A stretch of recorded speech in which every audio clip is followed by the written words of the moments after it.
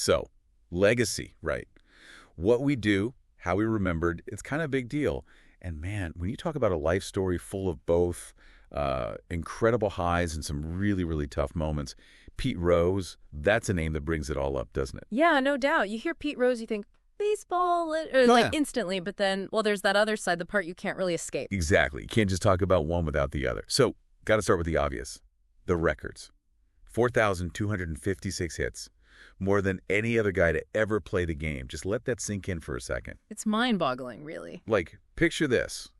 A player averages 200 hits a season, which is amazing in itself, right? But they do that for 20 years straight. Still wouldn't be Pete Rose. Yeah, he was on another level. And it wasn't just the hitting, right? I mean, the guy was always on the field. Holds the record for most games played, too. Yeah. 3,562. Charlie Hustle.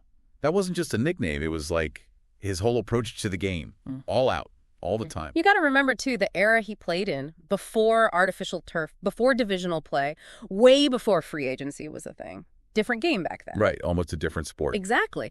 And, you know, Rose idolized Ty Cobb, like really looked up to the guy. And Cobb, he was from another time entirely. That gritty, almost mythical style of play, Rose brought that back. And that's what makes, well, 1989. That's when everything changes. Because that's when Rose gets banned from baseball. And not just suspended, I mean banned. For life. That's the kind of thing that sends shockwaves through the sport, you know? No kidding. This wasn't some slap on the wrist. This was career over. Just like that. For one of the most famous baseball players, well, ever. And to really understand why it was such a big deal, why it hit so hard, you got to go back even further. 1919, the Black Sox scandal. Yeah. Not baseball's finest hour. Understatement. Players on the White Sox, they conspired with gamblers to throw the World Series, shook the game to its core, man. I bet. Fans must have been devastated. Totally. It's like the whole idea of the game, the integrity was broken. And for a long time, that stain, it lingered. And that's what makes Rose's case, well, so complicated. Because his actions, intentionally or not, they kind of brought back all those old fears, didn't they? Without a doubt. Because what came out in '89, it wasn't just that Rose was gambling. It was that he was gambling on baseball while he was managing a team. And it wasn't just, he broke a rule kind of thing. It was bigger than that. It's about, well, could the game be manipulated? Were outcomes being influenced? Especially after the Black Sox thing, that really hit hard. That idea of, like, a sacred trust being broken. Yeah. Especially for the fans.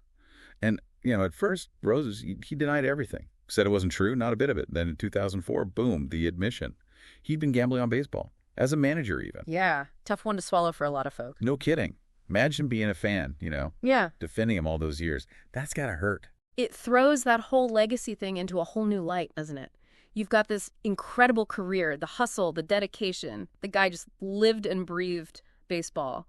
But then this huge lapse in judgment cuts right to the heart of what the sport is supposed to be about. And it's like, just when you think you can't get more complicated, there's more.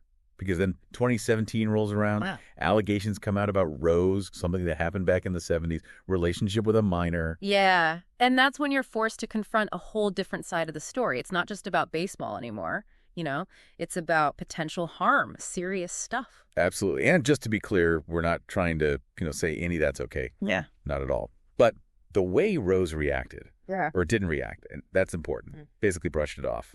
55 years ago, he said. Which, well, that brings up a whole new set of questions, doesn't it? Like accountability. Does time change how we view these things? Should it? Tough stuff to grapple with. No kidding.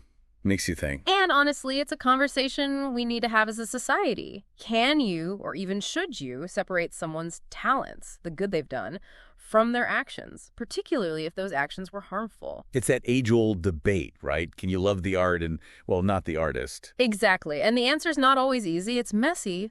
But you got to acknowledge the good and the bad. Realize that they can exist in the same person. Someone can be incredibly talented and still make terrible mistakes. And I think that's what makes the whole Pete Rose story so fascinating. It's not just about him, is it? It's like bigger than baseball, Makes you think about how we deal with these complicated legacies as fans, as people. How do you hold up those huge achievements when there are also these big old question marks? And it gets even more, tangled, I guess, when you think about the Hall of Fame debate. Rose's whole, should he be in, should he not be in, that's still going on, even now. It's crazy, right? Even after he's gone, it's like this debate that just won't quit. And I get it. On the one hand, you've got the stats. The guy's the hit king. That's like legend status right there. Yeah. But the other side of it, you can't just ignore it. He broke the biggest rule there is in the sport. And it gets even weirder, honestly, when you look at where Major League Baseball is now. They're making money off gambling. It's a whole revenue stream for them. Completely different from when Rice got in trouble. It's kind of wild, right? Like this thing that got him banned for life is now something the league embraces. Makes you think, doesn't it? Are we being hypocritical?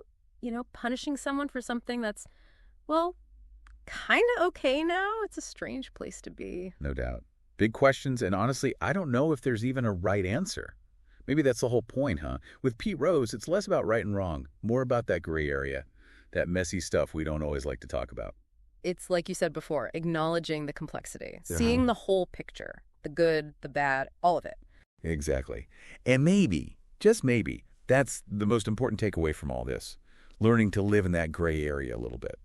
Because that's life, isn't it? It really is. So, as we wrap up our deep dive on Pete Rose, the hit king, the band player, the, well, complicated figure, I want to leave you with this. What about your own legacy? What'll it be? Not just the stuff you accomplish, but how you do it, how you handle those mistakes, those gray areas. That's something we can all think about, right? Absolutely. That's a deep dive we're all on, in a way. Thanks for joining us.